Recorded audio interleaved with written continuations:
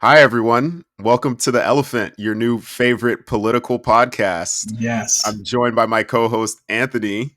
Hello, Anthony, how are you doing everybody. today? I'm doing fine. I'm doing great here in the. Are we supposed to tell people where we are? Because I think that would help. Uh, but then it makes it easier for them to track us, Oh, okay, and that's right. That's right. To track and us, yeah, we don't want that. we don't want to get stalked by all of No, our enemies no, so exactly. early in this podcast process. Yeah, no, I know. Um, but we're somewhere in America. We can Yes, say that much. in a corner, And the in more our episodes you corner. listen Yes. to is we'll drop little hints about where exactly we live. And so if you become an avid listener, you will eventually figure out how to get to our doorstep. Right. If you really want to. Yeah. Today we're going to be talking about why Donald Trump won't go away. Mm-hmm. Mm-hmm. Why are So we stuck in this god yeah. awful So hell? I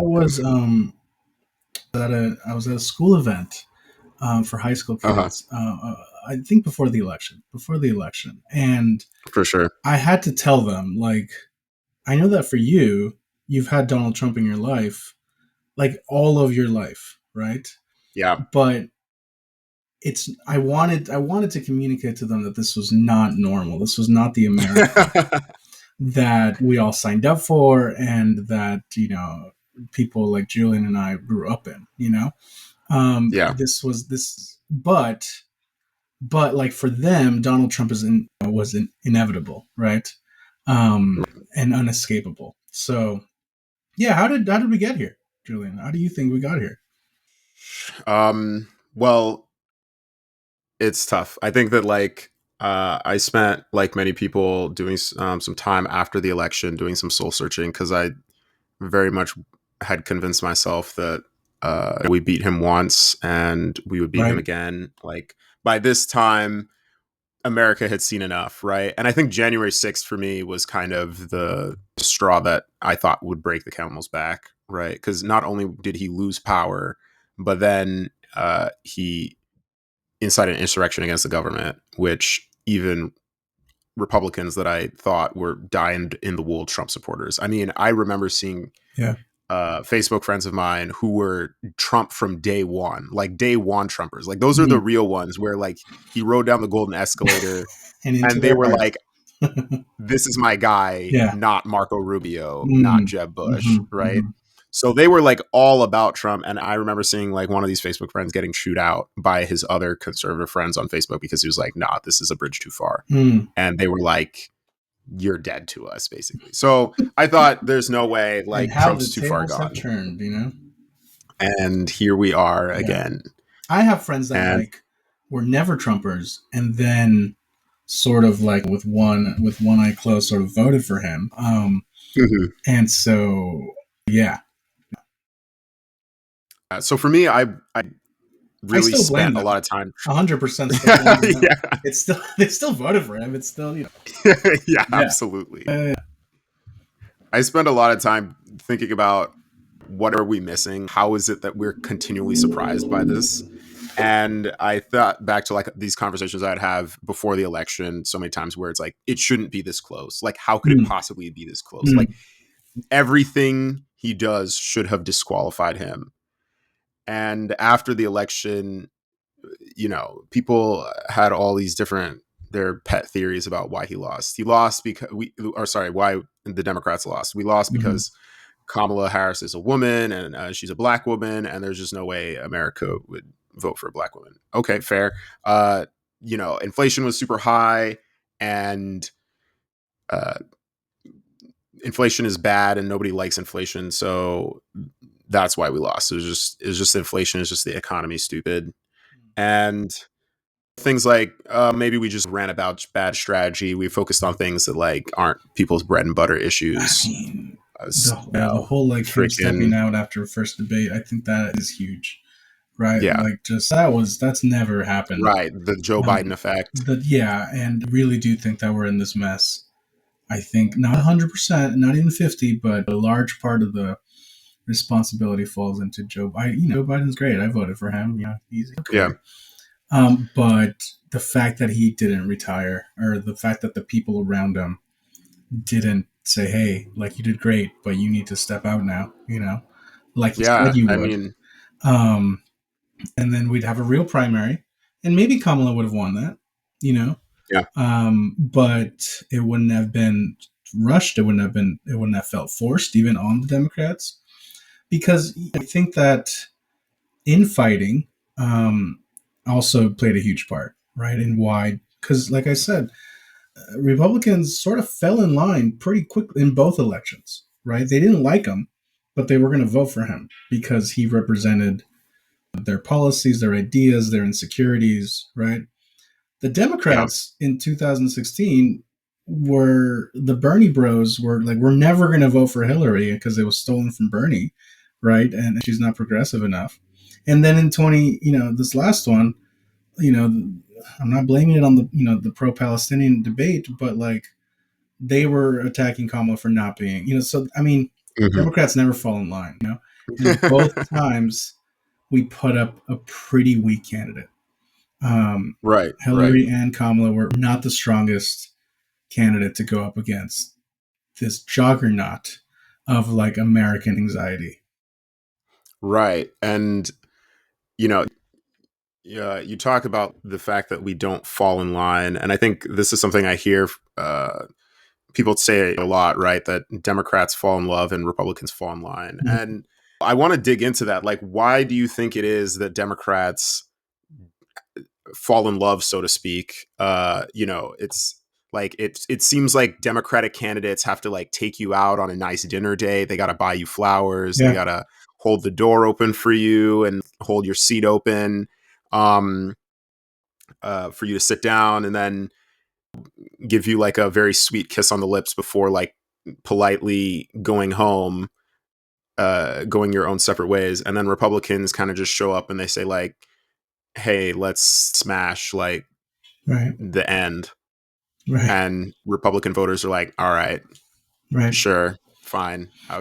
I might have liked you to buy me dinner, but it's not a necessity. Like, right. what is what's the difference between these two parties, and like why does that work for Republicans but Democrats can't get away with it?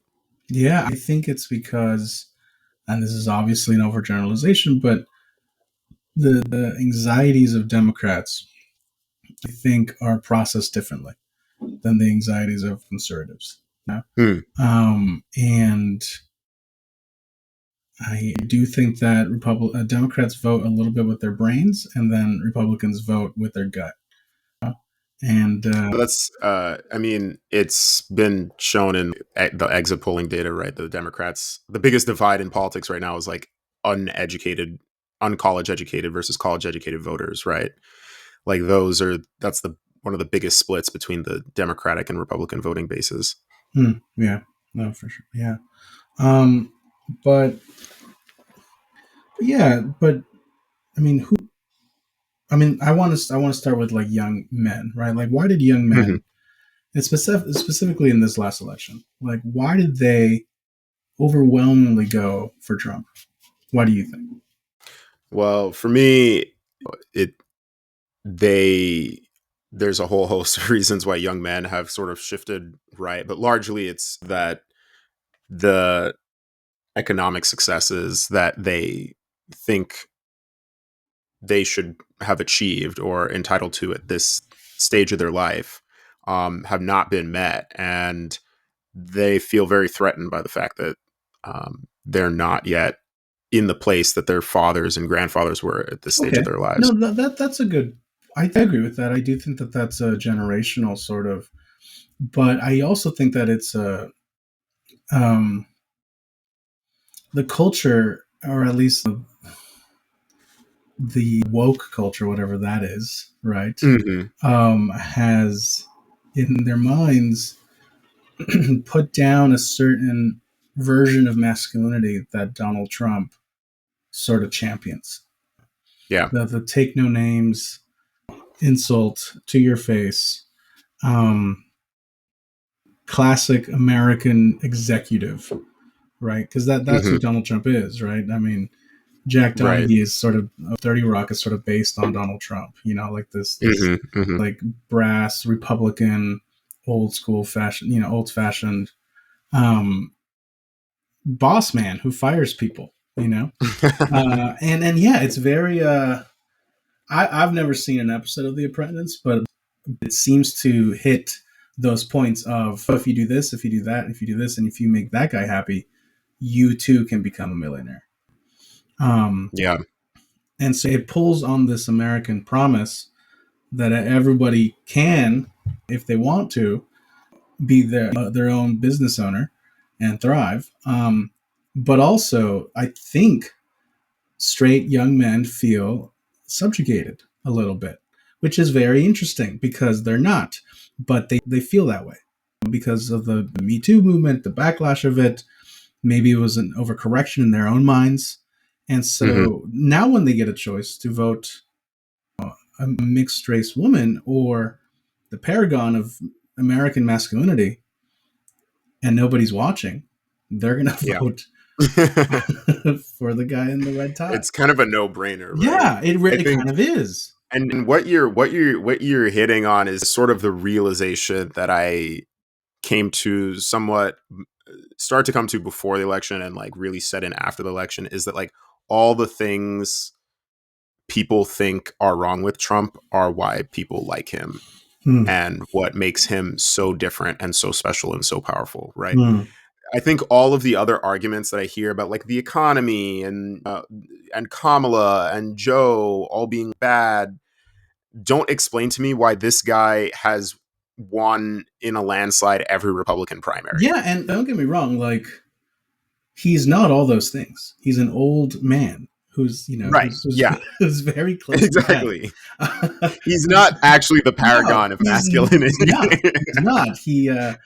He wins tournaments at golf courses he owns. He's just yeah. He just talks big. That's it. That's it. He talks Right. big, and that's pretty much all you need in politics. Um, Right.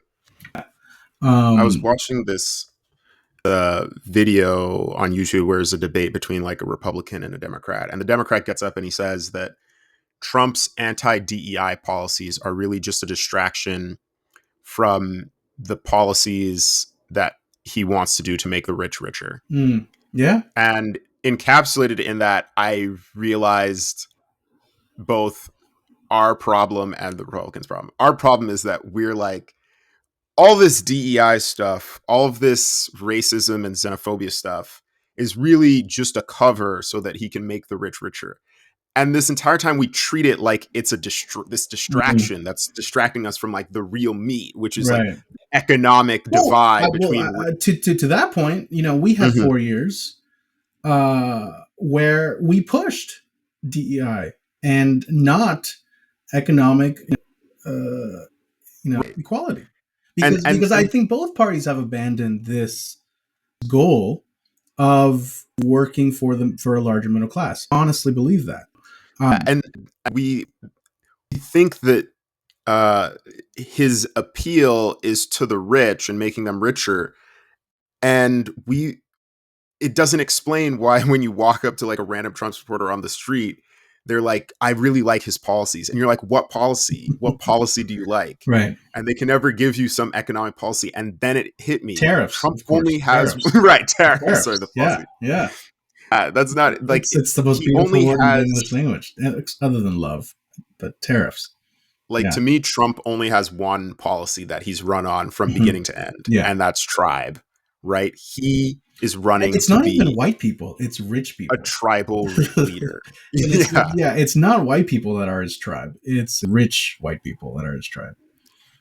I think that that's, I mean, definitely rich white people. But I think that what he brings to the table that people are so captivated by, which you touched upon, is that he's about restoring white people, men, and Christians, Christian nationalists Yeah, yeah. to the primary focus of America. Hmm. Like they are the priority Mm, for the country. yeah. And that has not seemed like it's been the case for the past for Well, 12 years if you throw in Obama's sure. years, right? It seems to a lot of those groups that um, the country has stopped wanting to focus on them and wants to focus on other people now. And I think that scares the bejesus out of them. And they were feeling the pressure. They were, I mean, Facebook was feeling the pressure to be more inclusive, to be more diverse, right? To be Mm-hmm. more equitable, right? Mm-hmm. And that's activism. That's good. Like that's what activism is. However, Mm-hmm. I do think the Democrats focus too much on those things, and that's not a bad thing. Diversity is great, and inclusivity is great, and equity is Yeah, great. absolutely. But people aren't going to vote for that. That's not, Yeah. people are going to vote. How did you make my job not go to India? You know, um, I'm surprised that unions have, public support has plunged for unions. Like that used to be the bread and butter of Democrats, and now Right. those blue collar working class people are switching over. Yeah, I think that uh, there's a line that Democrats kind of say to each other sometimes when they say, we need to stop focusing on identity politics. Identity politics isn't going to win us elections. And I think that probably makes sense for Democrats because their identities are like minorities and Yeah, underserved groups, yeah, right? But I think that identity politics works really well when you're speaking to the majority of yeah. the population, right? That's When you're true. highlighting Christians, when you're highlighting Christian evangelicals, when you're highlighting whites, when you're highlighting men, these groups they're either the majority or have the majority of power Yeah, in each demographic, right. the three most important demographics in society. And for them, it makes total sense to focus on tribe, right? Mm, It makes mm. total sense to focus on identity. And I So, think so that is this what you're saying? That the Democrats made it about diverse tribes, but then the Republicans said, "Okay, fine." They rallied, and their tribe is just bigger. yeah, I think so. Like I think Obama kind of cracked the code a little bit where he said like, listen, if we can pull together all people of color and unite them with liberal whites, then we can win in droves. And they did. He won Mhm. convincingly uh, for 8 years. And then Republicans said, we got to do the same thing. And originally the plan, and this Anthony, originally the plan was that the Republicans were going to reach out to Latinos and try to court the Latino vote and add them to the Republican Party in order to Yeah, uh, keep keep its majority. And Trump said, "To hell with that! Like I'm going all in on like white yeah, people." yeah. And he still wants some, like a Yeah, slivers of others. Yeah, and he did because I think what we continue to miss is that uh, men and evangelicals and the tent of white people can actually grow, hmm, yeah, right? It doesn't have to be people who are like ethnically Anglo-Saxon, yeah. That's right? true. It can be And they folks and they that, did that without even trying. Um, mhm, it's not like they ran their own DEI initiative within the Republican Party. It's just, I think it was, yeah, I think sexism went a long way, and then yes, racism, because I do think that uh, ethnic groups can still be sexist and they can still be prejudiced, you know, yeah, and in that way, yeah, and homophobic. I think that those three mhm, things.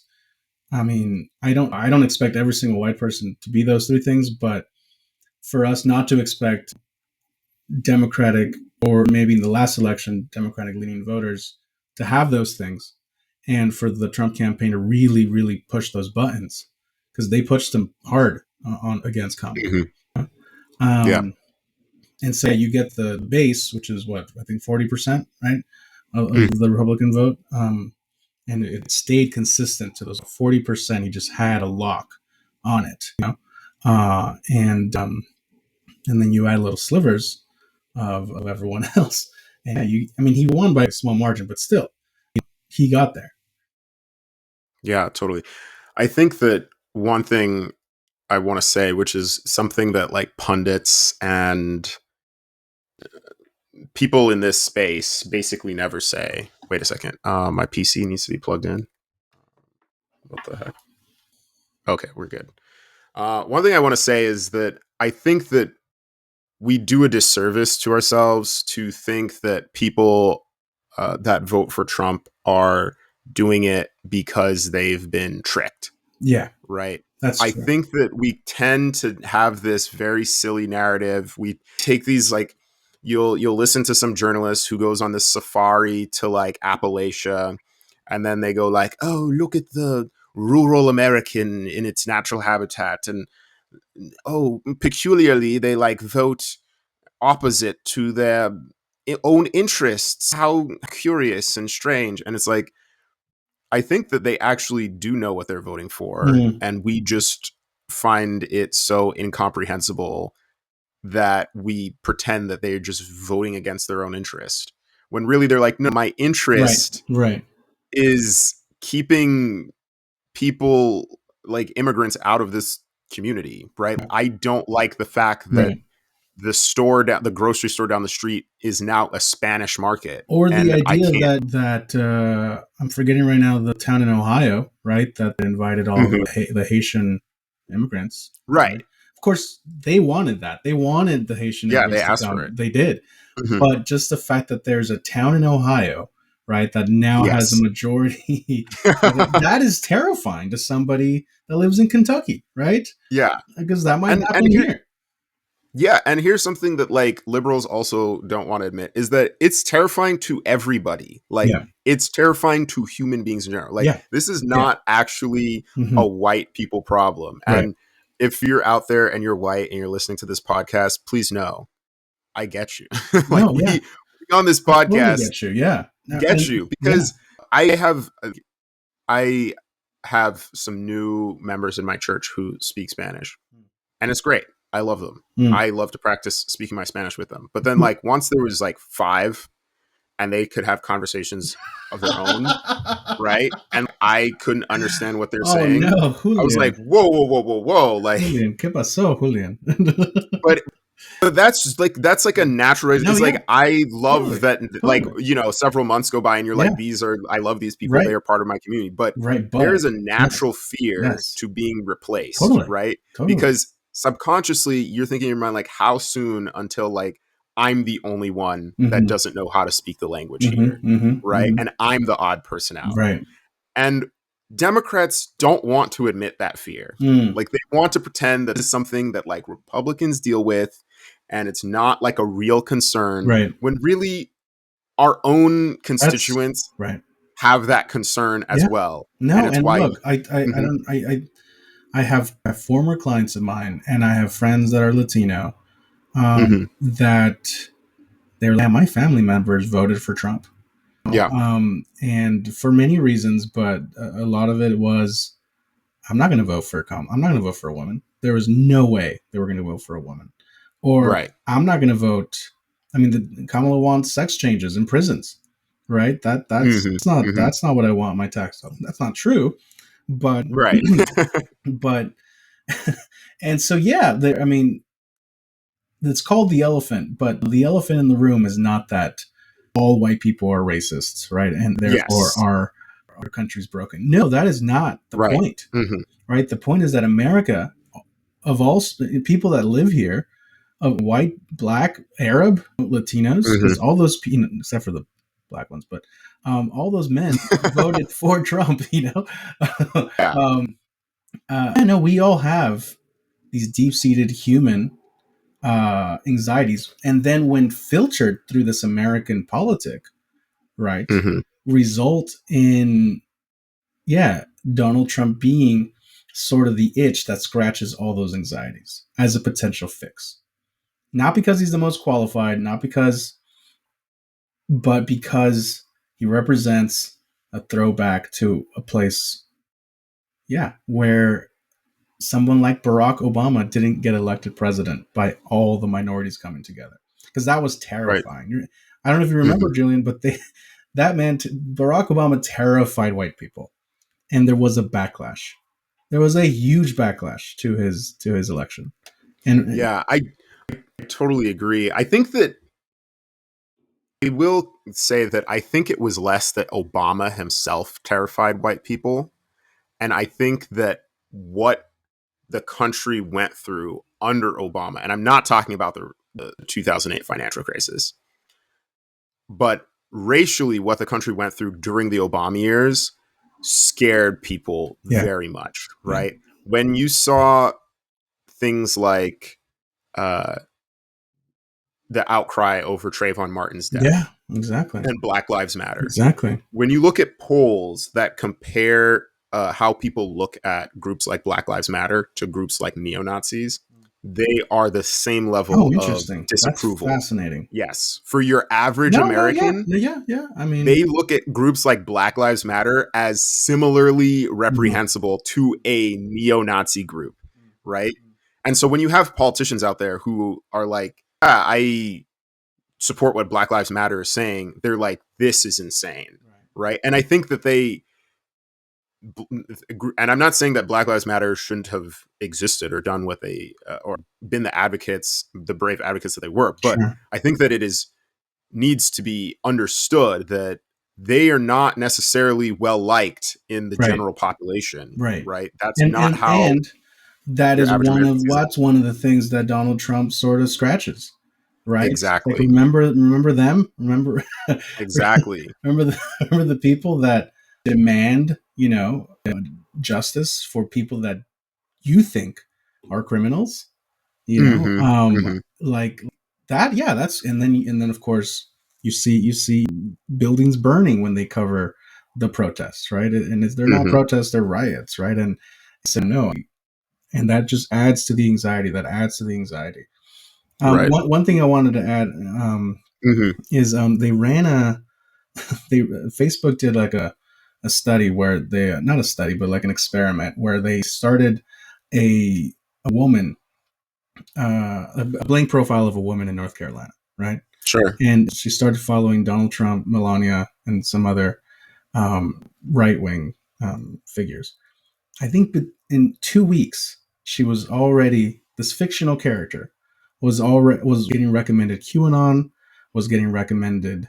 Um, you know, she was basically in this cone of misinformation, right? Hmm. Because Okay. that's what the algorithm was sort of feeding her. Right. And so when you exist in those spaces, right, where your speech that you're hearing and that you're speaking is just into this void of anger and anxiety, and that's how the base gets whipped up. And Right. when your diet is consisted of this curated by this rage algorithm, you're going to be in that state, all the time. Um, and it's similar on the left, I think. This echo chamber of, and I think that's why it was so surprising that he's won twice. Yeah. I think that we have so often criticized the right of being colorblind and not seeing race and not understanding how it works in America, that people of color are disadvantaged by the system. And Right, then we're like surprised when we run a person of color and a right, woman and they are and the right, system does not favor them well. right, Like we haven't even sipped our own Kool-Aid, right. or maybe the Yeah, reverse. I don't know how that metaphor works, but right, we're not even like hearing our own message. right. And I think that we got that before Obama, right? Like Mm, when Obama won, it was all about like, don't Barack, like just don't tell them that you're right, black. Like right, maybe they won't right. know. And Yeah. everybody was like trying to remind people that like, hey, he is a black guy, right? Hmm. Uh, and then you had that pivotal moment with like John McCain where one of his voters says like, he's not born here, Right, he's Nigerian, no, he's a right, Muslim, right, and he doesn't love this country. And John McCain, God rest his soul, said that's not true. right, Like right, that's the difference between Donald Trump and every right. other Republican, is that Yeah. he will Well, he not say comes. that's not I true. mean, he's literally comes on the scene as a birther. Like he's born out of this bubbly ooze of anxiety. That's how. Exactly. And and he just builds and he builds and he builds one block after another. But yeah, it started there. It started. This person is not like you. This person is not an American. And this the doubt and the doubt and that doubt crept and built and built and built until it became, he's not from here, I am from America, you Mm-hmm. know. Mm-hmm. And No, I called Trump a tribal leader, mhm, and when most people hear the term tribe, I think that they imagine that a tribe is like a group of people with like thatch roofs in right, like a jungle with like sticks. right, And that's really not what tribalism means in the modern context. If you go to a country like Nigeria, say, Nigeria has approximately 300 plus tribes in the right, country of Nigeria, right? The reason that tribal politics is so uh, dangerous but also successful is that when you have such a large ethnic diversity in a country, a lot of what is innate to your identity uh, and how you're able to live, the government has a lot of effect on that. So, mhm, for instance, there's like over 300 different tribes in Nigeria. There's also like over 500 different languages. mm, Now, whatever language the government there decides to print government materials on has a huge impact on your mm, ability to conduct business, your mm, ability to survive, right? And this is why tribal politics is not it's not just something that happens in global politics. It's basically the norm, mm, right? It's really only Western countries and like some Asian countries that are not predominantly fixated upon some kind of identity politics mm, in their mm. politics. And so we think it must be like so insane for Donald Trump's motivating factor to be that he appeals specifically to somebody's identity. Well, he's just borrowing the playbook that we see run in Brazil by Jair Bolsonaro, I mean, yeah, I right? mean, that red hat might as well be, your little badge, right? Those Exactly. Like your you, tribal and your tribal entry stamp. he's actually not that unique Hmm. when you actually take a global perspective around the world. You have the National Front in France also dominating the same issues: Yeah, immigration, uh, attacks against religious minorities, and attacks I against. think we can definitely Mhm. talk about that larger context of why is the world turning more authoritarian? What is it about our technology? What is it about? Mhm. Um, yeah, and honestly, the left's not getting it, that this is not just in this country. This is happening Yeah, in a lot of countries. exactly. Julian, I Yeah, do. we're Yeah, not seeing the global trend of anti yeah, other out groups, yeah, and it's giving fuel to groups yeah. that were at one point considered fringe, Sure, neo-Nazi sure. groups and Yeah, far right because groups. they were a small spark, but the ooze or the fuel, the tinder was already there. Right, right. And so yeah, I think that Yeah, we're getting somewhere in this conversation into talking about what is some of the actual yeah, juice that is powering this guy. I think that for me, there's a lot of things that you can nitpick the Democrats yeah, for in terms of why we lost. But I think I like to use this like a sports analogy, right? I play basketball, so I use like basketball.